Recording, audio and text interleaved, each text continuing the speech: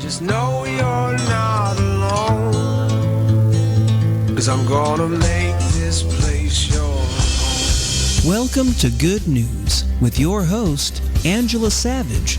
For the next hour, Angela will guide you on the road to happiness while describing her own journey with the help of friends and family of her father, championship racer Swede Savage. Phone lines are open at 702-483-4444. Once again, that's 702-483-4444. Or you can stream us online at vegasallnetradio.com.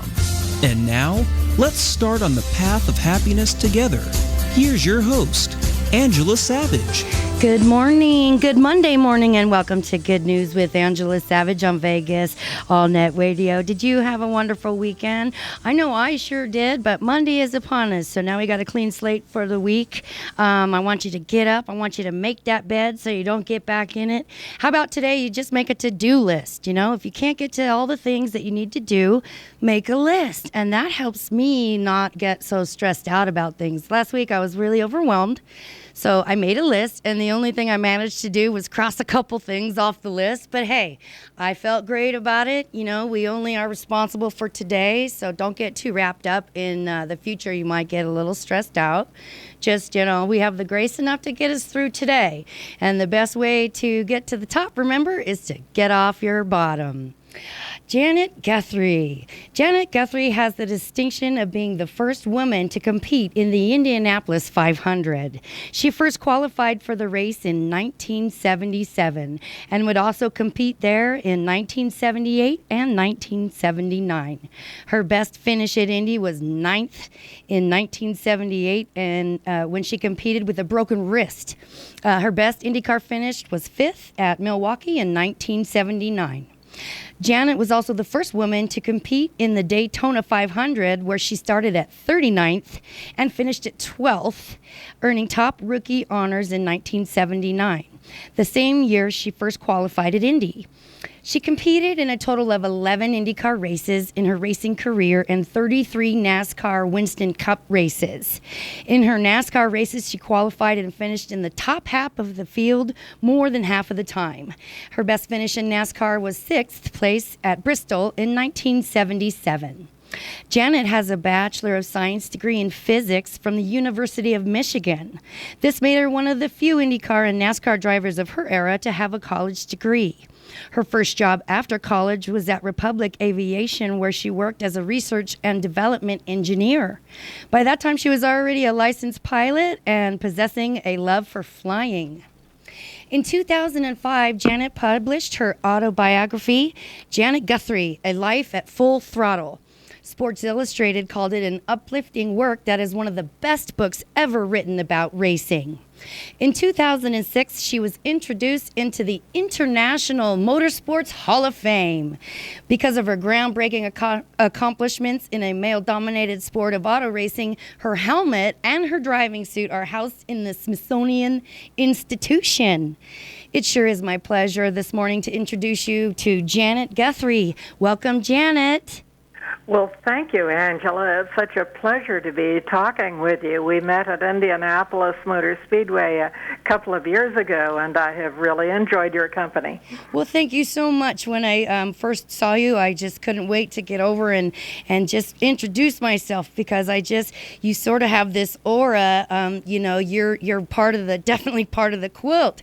You know, you have that Indy 500 race car juice around you, and I just knew that you were something special. I always love to see you out and about. Do you have any plans of going to Indianapolis this year for the 100th running of the 500? Yes, I expect I will try to be there. I have gone the last few years to be at the Old Timers Indy 500 Hall of Fame dinner, where actually last year I got the Louis Meyer Award, much to my surprise. Nice. But that's always a wonderful evening where you see the guys that you used to compete against I won't say how many years ago, but a lot of years. Right, right. What a wonderful group of amazing people that dinner is. I sure hope that I get to go this year. I did get to go last year, and it was such an honor. I'm so humbled that I got to be amongst all of these wonderful people. Let's talk about flying. What attracted you to flying and auto racing as a young woman? When was it that you first realized that you wanted to be a pilot and a race car driver? Well, I guess I was born adventurous and grew up insufficiently socialized. When I was a child, my favorite books, we went to the library once a week and I could get all the books I wanted.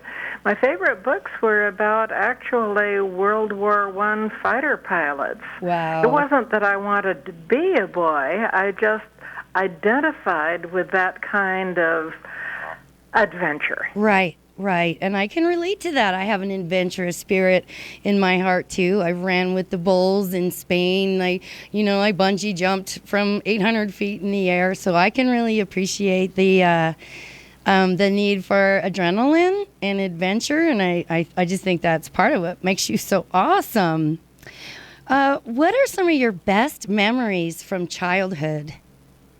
Well, I grew up in South Florida, and I think some of my best memories were when I got to go flying in small airplanes, of course, just as a passenger at first. But also back then, we could go out into Biscayne Bay and gig for spiny lobsters. And we would come back with gunny sacks full of spiny lobsters and set up a fire outside so it wouldn't smell up the house and boil these lobsters and feast to our heart's content with butter and lime juice on them. Nowadays, a spiny lobster costs you about $22 a Very tail. expensive, So, yeah. So you were living in changed. paradise at that moment. Wow, what a nice visual that was. I can just see you on the beach with your fire. It's so natural and beautiful and eating off the land. How lovely. Do you still fly airplanes?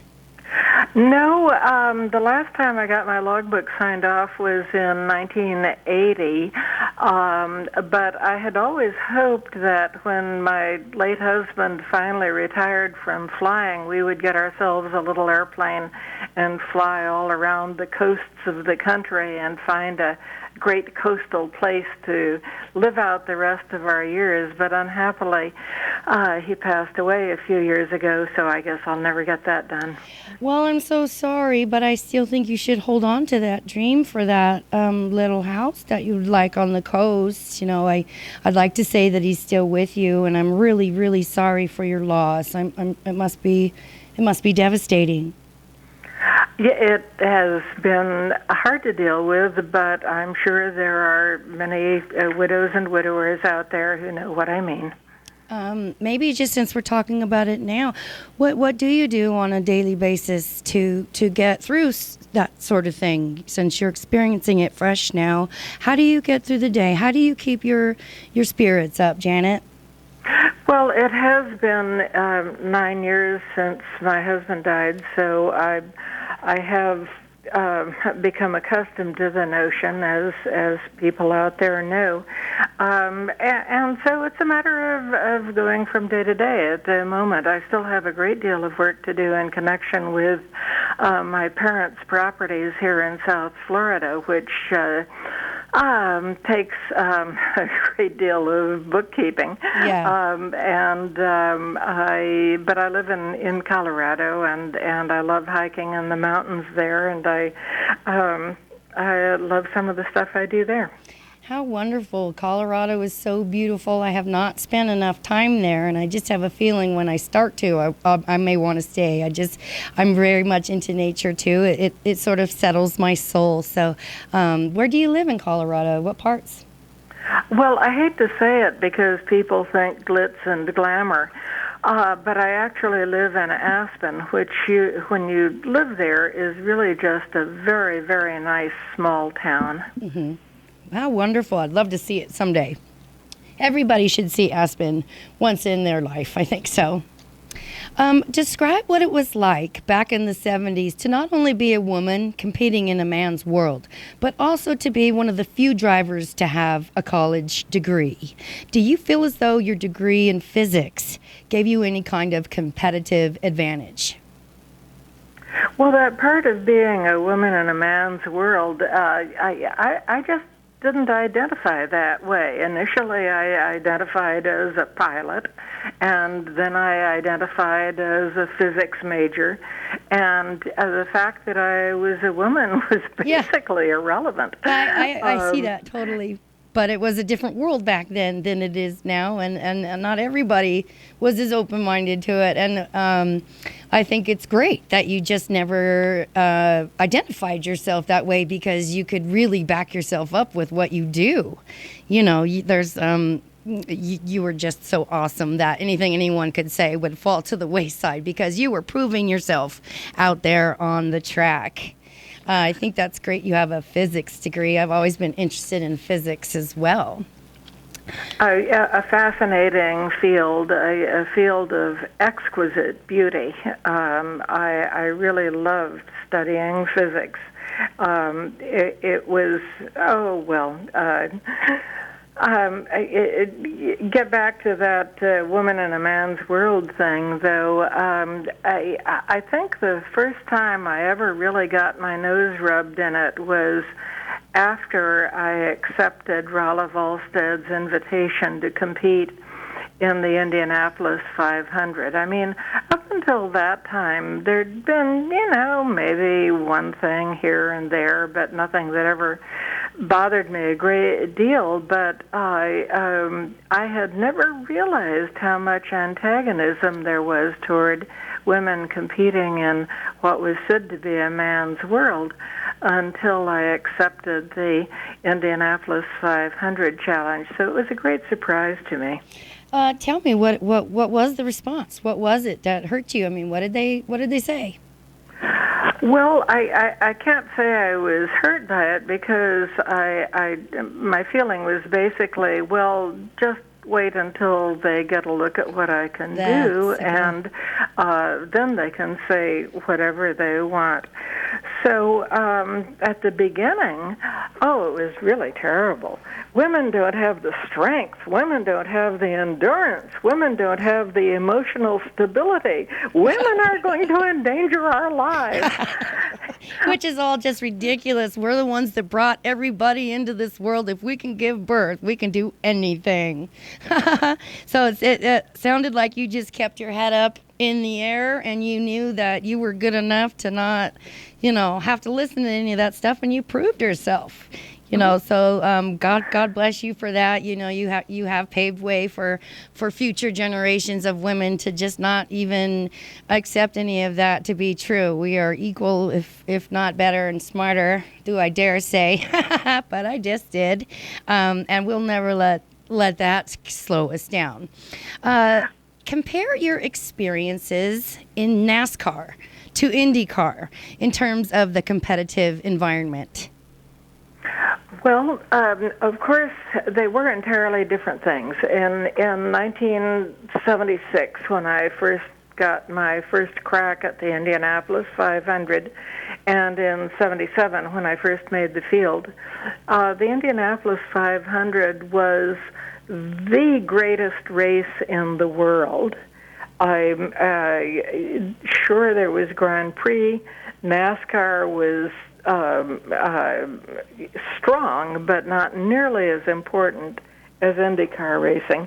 And any racing driver, and of course by that time I had 13 years of experience in other forms of racing, any racing driver would give their eye teeth for a chance to even attempt to qualify for the Indianapolis 500. And those were the days when 80 or 90 cars were entered for the race, and only the fastest 33 would start. So I was so thrilled. I would have walked over hot coals barefoot from New York to San Francisco to get a chance to qualify for the Indianapolis 500. And you did it. And you did it, and I love your car with the pink stripe and your suit. You just look fabulous. So makes me really proud. You make me really proud to be a woman, Miss Janet Guthrie. Do you feel you were better at one or the other, IndyCar or NASCAR? Or did you prefer one? Were you better at one? Let's talk about that. Well, like I say, back then the Indianapolis 500 was the most important race in the world, and it was to me also. But for pure, flat-out enjoyment, I really liked NASCAR. Even though it was probably just as dangerous as IndyCar racing, you still had this big roll cage around you and a roof over you, and it was sort of comforting in that regard. In that regard, did it make you want to push harder? Did you feel a little more safe in the cockpit like that, so you were a little more just let it go, just wild? No. If you're a racing driver, you're going to make that car go through the turns as fast as what that car is capable of. That's the point of the whole thing. Uh-huh. But in NASCAR back then, the slingshot pass was a prominent feature of the racing, where you would run up in the back of somebody's draft, and you might sit there for a minute or two, and you'd have to back off the throttle a little because the car in front was pulling you along for a hair. And then when you wanted to make your slingshot, you would drop back a little, put your foot on the floor, run right up to the rear bumper of that car in front of you, and then at the last minute pull out and around. That was the famous slingshot pass. That was more fun than anything. I just loved it. That sounds like so much fun, and that's a move I'm going to be looking out for now. You know, that you've really pointed it out to me. It sounds like fun. I could see how exciting that could be, so I'll keep my eye open for that. Angela, I think aerodynamics have changed, and the slingshot isn't so important anymore. But back then, it was sure fun. Well, then that's certainly a part of history that we never want to forget, the slingshot effect, you know, because of, I guess it's not good anymore, but it sure was cool then, right? Yes, it was. So that's a good part of history. In 1976, your first year at Indy, A.J. Foyt decided to put you in his backup car in practice on the final weekend of qualifying. You immediately turned laps that would have put you comfortably on the starting grid. Describe your feelings when you got into that Foyt car and began turning laps at speed. Well, the pressure was just indescribable, and I have to back up and say that my team owner, the guy that gave me my big chance at Indianapolis, Rollo Volstead of Portland, Oregon, gave me the best shot he could, but he was not a rich team owner. He was a timber merchant by trade, and his car had not been able to make the field the previous year in the hands of Tom Bigelow, the all-time sprint car champion, and no more could I put it in the field in '76. And Rala did what I think is unprecedented for a racing team owner. He went out looking for another car for me to drive, a car that would not be his. And A.J. Foyt said he would give me a shot in his backup car. Well, that pressure was indescribable. I mean, a huge responsibility, a car worth hundreds of times more than anything I owned in the world. Drive A.J. Foyt's car, the car that bore the number 1, the mark of his national championship the year before. Who, me? When the year before I was sleeping in the back of my tow car. Oh, wow. And drive it fast enough to do it justice without doing it a bit of harm. As I say, pressure. But you did it. But the key, of course, was focus.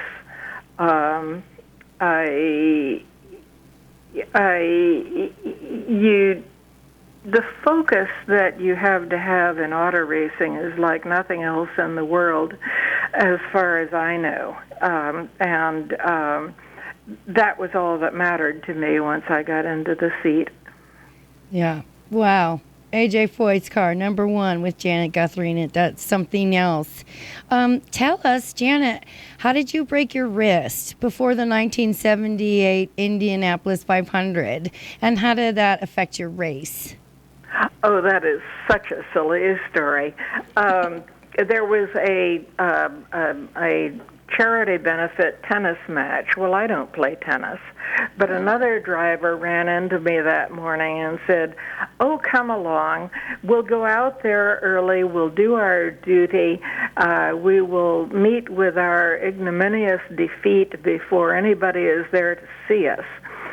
And so I said, okay. And so, playing in this tennis match, as I said, I don't play tennis. I tripped over my own feet and fell and broke my wrist. Well, that was not a good thing.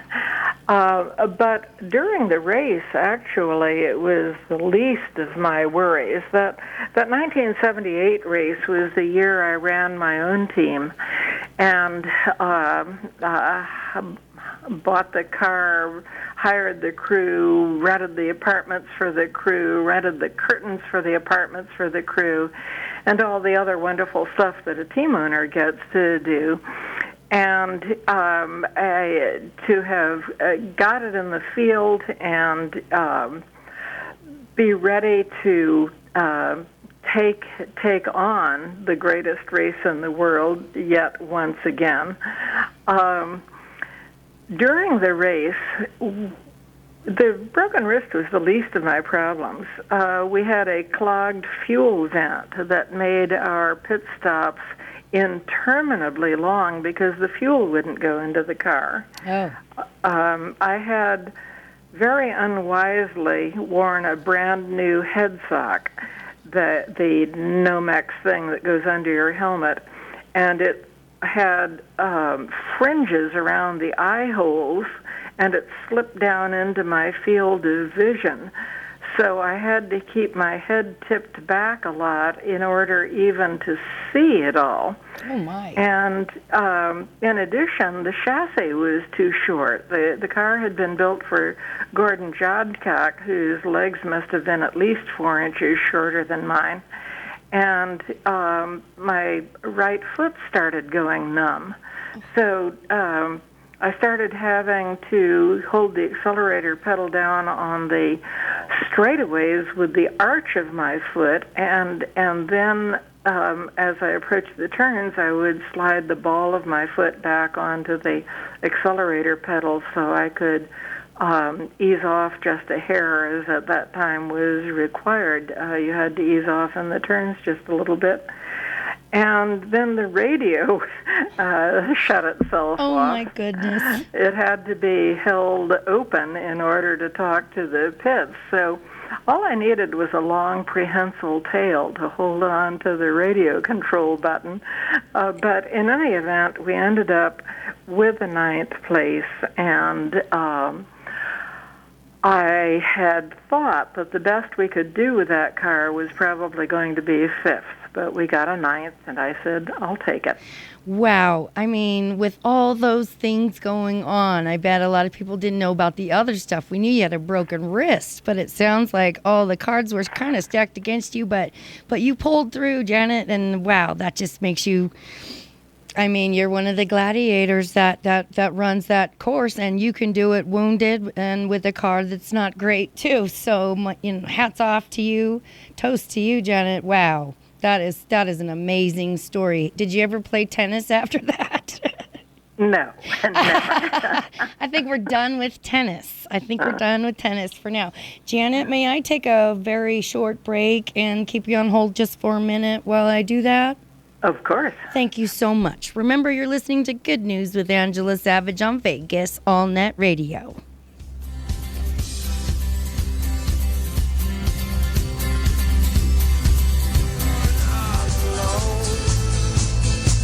I'm gonna make this place your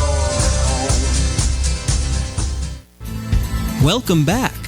Let's get back on the path to happiness. Once again, Here's Angela Savage.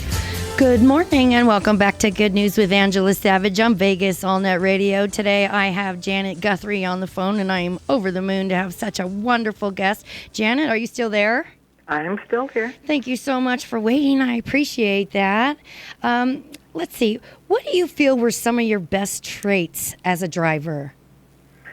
Well, traits that any driver has to have are a very strong desire, concentration, which can be learned,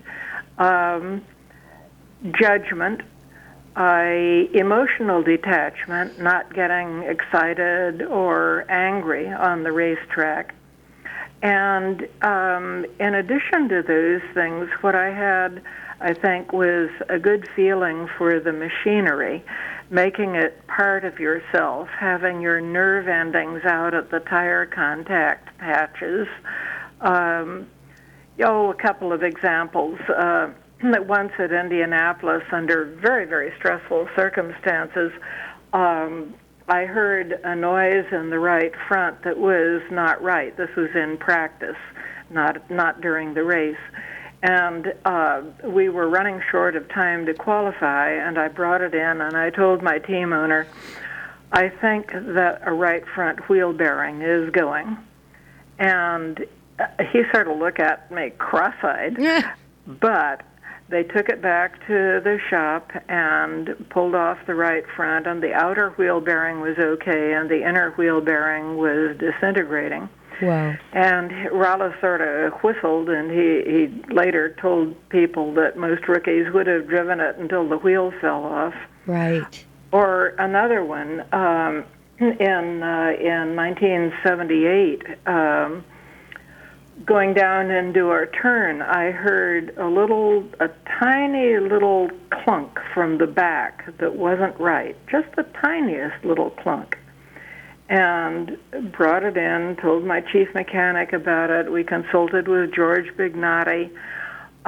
George sent over one of his mechanics who was obviously exceedingly skeptical. And he took the back end apart and found that the big nut that secured the back end of the transmission had backed off. Oh. George told me that Gordon Johncock had that happen to him at another racetrack, and when the nut actually came completely off, it had taken the whole transmission and engine with it. Whoa. So that kind of sensitivity to the machinery, I believe, was one of my strengths. Your instincts, I mean, it's just amazing that the way you said that, to let your nerve endings go all the way to the end of the car and be the car.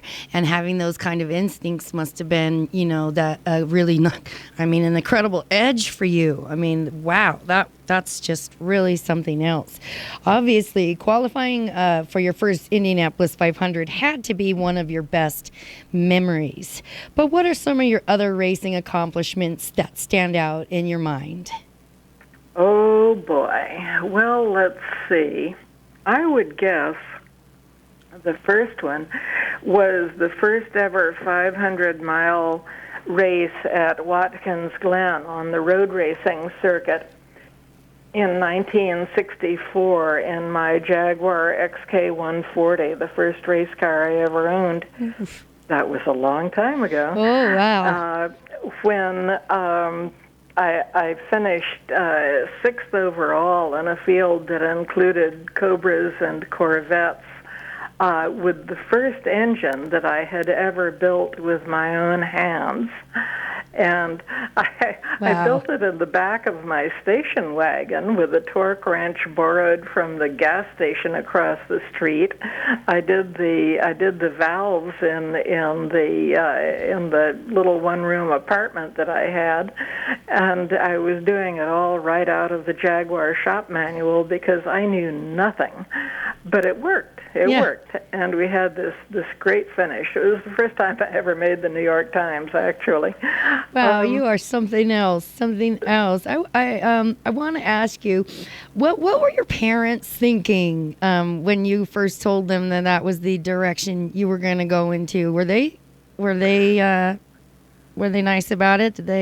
Did they encourage you, or how did they first respond when you told them you were going to go that way?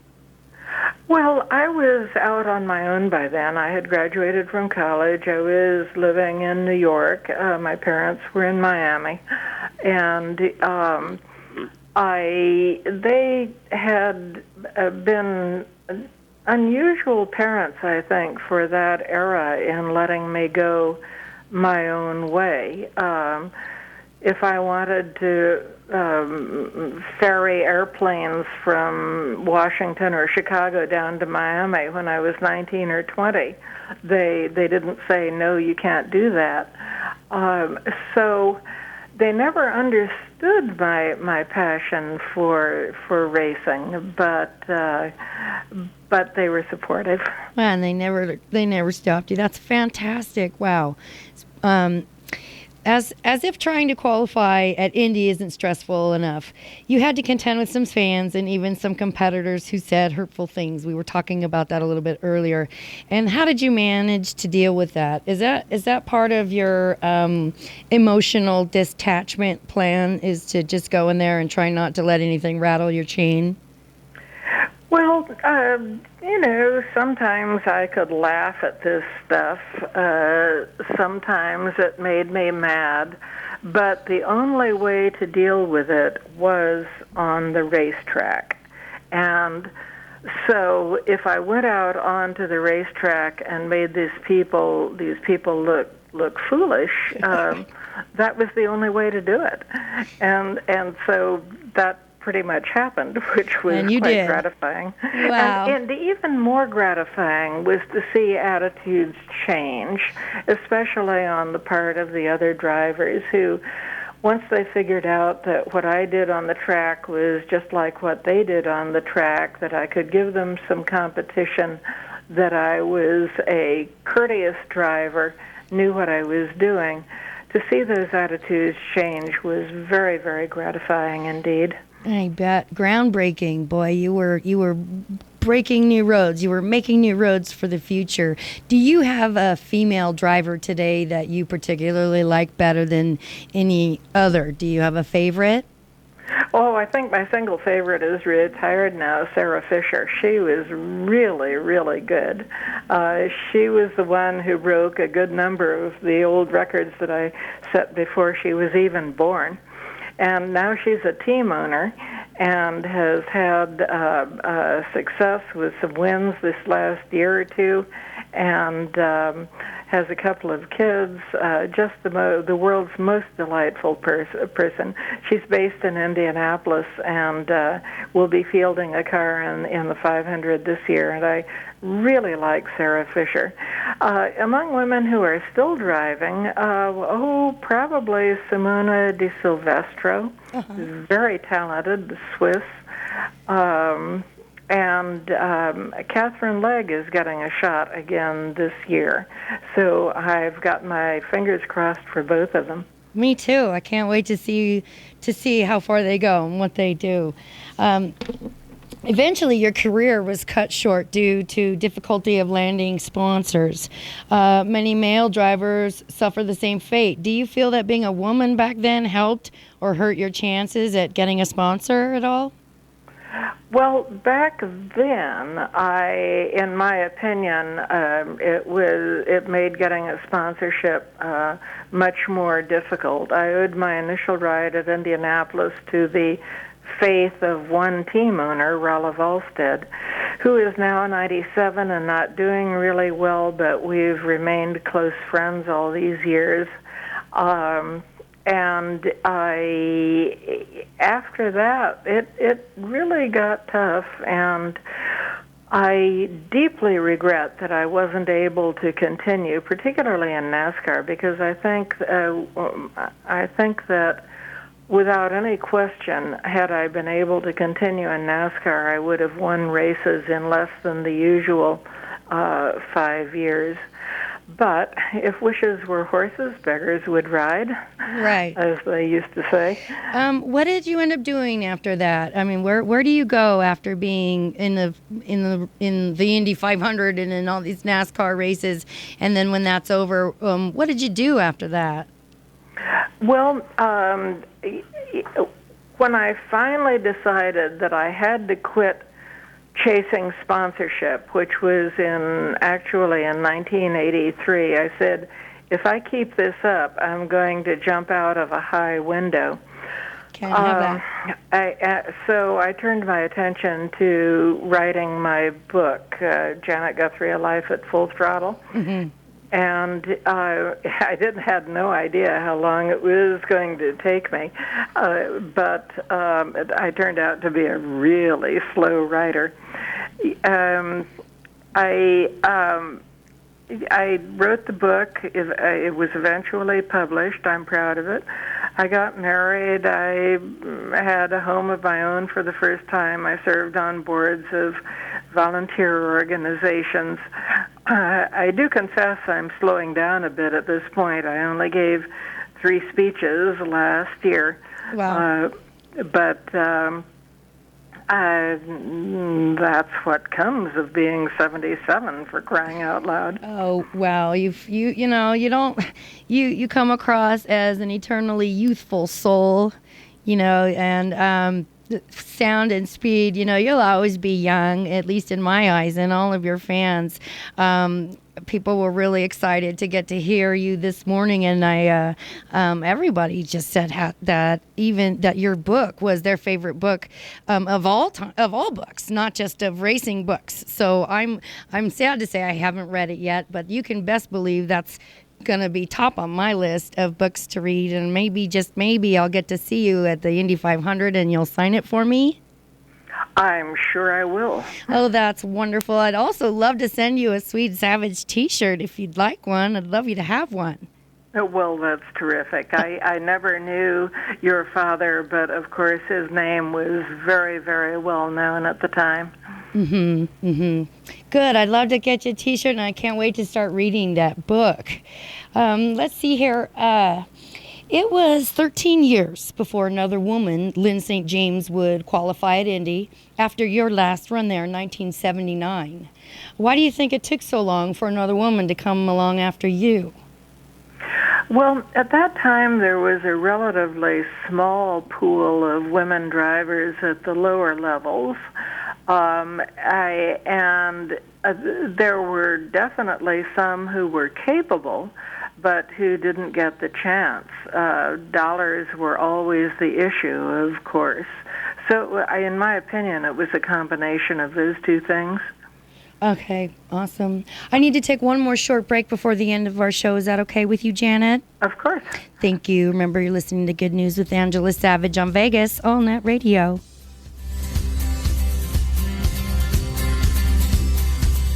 Welcome back. Let's get back on the path to happiness. Once again, here's Angela Savage. Good morning. Welcome back to Good News with Angela Savage on Vegas All Net Radio. I've been talking with Janet Guthrie on the phone this morning. Janet, are you still with us? I am still here, Angela. Thank you so kindly for holding on there. Sorry to do that to you. I have a question for you. If you could do it all over again, is there anything that you would do different in your racing career? I'd be born rich. Isn't that the answer, right? What do you think about that? Is it harder for young talent to get themselves a ride these days unless you have a really big pocketbook to start, right? Yeah, well, I remember reading in USA Today that when Danica Patrick was in her sub-teens, her parents spent 6 figures a year on her go-kart racing. Whoa. So it's not that many young women who get that kind of a boost early on. So like I say, be born rich. Be born rich. That's really good advice if you're going to be a race car driver, for sure. I want to know, where can people find your book? I want everybody to have a copy of Janet Guthrie's book. Where can we find it? Well, used copies are available on Amazon.com. It's out of print now. Or people can go to my website for an autographed copy. That is just janetguthrie.com.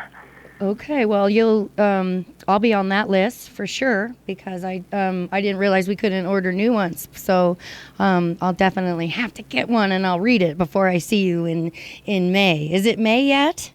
It's not May yet. Are you excited? Yes, I'm looking forward to the 100th running of the Indianapolis 500. This will really be a memorable event. I think so too. Do you think it's just going to be over the moon? Is it going to be a zoo? I bet you it's the energy around the track will be. The seats have got to sell out, I'm sure. You know, I really am so excited that I hope to just even get to be there. I cannot wait. I'm just curious, did you have any children, Janet? No, I married very late, so I didn't have children. Or nieces or nephews? Were there any younger people around in your family that kind of wanted to follow in your footsteps in racing or flying or anything that way? No, I did have one nephew, but unhappily he died of melanoma at the age of 23. My youngest brother became an airline pilot. He retired a couple of years ago. And my other brother, who is a professor emeritus at Fordham, still maintains his private pilot's license and goes flying now and then. How wonderful! Now, when you travel, do you have them fly for you, or do you do you fly private? No, I buy a ticket like everybody else. Okay. So you said you did 3 speeches this last year. Tell me a little bit about that. What do you do? Is that where you go and do some speeches? Tell me about it. Oh, well, like anyone who has had 15 minutes worth, you become an instant expert on everything. But the 3 I gave this year were all automotive related. One for the new Museum of Speed just south of Portland, Oregon, and one at Porsche's new headquarters in Atlanta, Georgia. That's quite a place, I must say. Wonderful. Well, is there anything else you wanted to talk about or say while we have you on the air? Because we're coming to the end of our show here. Is there anything you wanted to put out there? Well, I know you wanted to ask me about overcoming difficulties in life. I sure do, and thanks for saying that. Part of my show is overcoming the difficulties that we all face in life. Life is a struggle, and I think it is for all of us, whether you're a race car driver or a teacher or a plumber or a stay-at-home mom. Tell me, have you ever felt a time in your life when you felt very hopeless or frustrated, and what did you do to overcome that? And even now, what do you do to overcome difficulties in your life, Janet? Well, probably the biggest and worst thing was the year that I decided to change my focus from my career in physics to racing, and I decided to turn a Toyota Celica into a race car. It was probably the worst year of my life. With the help of a few volunteers in a really minimal, primitive shop, building that Celica into a race car, taking it apart down to the last nut and bolt and building it back up into a race car. Endless difficulties, parts that didn't fit, parts that broke, a year of little or no sleep, and all the while holding down a full-time job. And the only thing I can say is I kept my teeth sunk into it. And in the end, the job got done, and it led indirectly to the Indianapolis 500. Well, see, what you thought was the worst year of your life was leading you to one of the best moments in your life. Sometimes it's hard to see the bigger plan when things don't seem to be going right. You know, right at this very moment, it's hard to see past and into the future that, and in the end, it is all leading to a bigger plan, and things really do seem to fall in place if you don't give up. That's true. I had a doctor that year who saw signs of major stress, and he said, you have to quit. And I said, I can't. I can't. I mean, that's who you are. How do you just stop doing who you are? Exactly. Right. So, gosh, was that, what kind of car? I want to know, what is your daily car? What's your favorite car on the road? You know, we want the Janet Guthrie. What is your favorite road car? Or I'd like to know your favorite, and then I'd like to know what you actually drive. Well, once upon a time, I thought I wanted a Ferrari, but that's another story. My daily driver is a 1991 Jeep Cherokee Laredo, which I have had since it was 6 months old. And it does exactly what I want it to. It starts, it goes in ice and snow, it stops, and it carries a lot of stuff. And you don't change your own oil, do you, Janet? Not anymore, I don't. Oh, good. Let the boys do that. Just let the boys do that part.